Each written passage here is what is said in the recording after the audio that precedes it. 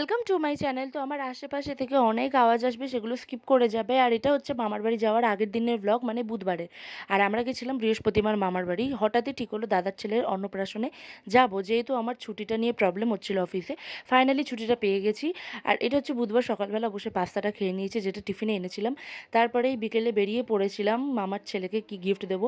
আর মামার ছেলে বলছি, দাদার ছেলেকে। বড়দার ছেলে হয়েছে আর ছোটদার মেয়ে হয়েছে, ওদের জন্য দুটো জামাও কিনে নিলাম। আর কি গিফট দেবো অন্নপ্রাশনে, সেটা আমি আর মা কিনে নিলাম।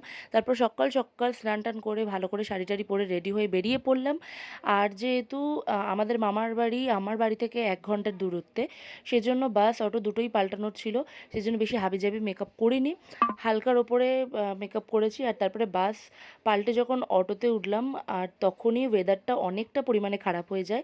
একদম বাজ পড়তে থাকে, বৃষ্টি পড়তে থাকে, প্রচণ্ড খারাপ হয়ে যায়। মানে আমরা পুরো ভিজে গেছি, আমার ওই শাড়িটা পাল্টে দিতে হয়।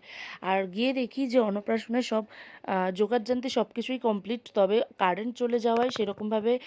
আর এই যে আমার ভাইপো, ও ভীষণ টায়ার্ড হয়ে গেছে, সকাল থেকে সবাই কোলে নিচ্ছে। আর প্রচণ্ড, আগের দিনও বড় কাছারি গেছিলো, প্রচণ্ড পরিমাণে ও টায়ার্ড হয়ে গেছে। আর প্রচণ্ড কান্নাকাটি করছে, ও মা ছাড়া একদমই থাকছে না। তারপরে ওকে যা হোক করে নিয়মকানুনগুলো করানো হলো।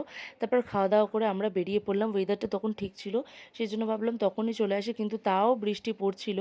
মানে তা আসার সময় অতটা বৃষ্টি পড়েনি, কিন্তু বাসে ওঠা থেকে অনেক বৃষ্টি পড়ছিল। তার মধ্যে আমার জুতো ছিঁড়ে গেছিলো। মানে একটা আলাদা রকমের এক্সপিরিয়েন্স, অনেক দিন বাদে মামার বাড়ি গেছি। আর যাওয়া আসা মিলিয়ে একটা, মানে খুব বাজে একটা এক্সপিরিয়েন্স হয়ে গেছে বৃষ্টির জন্য।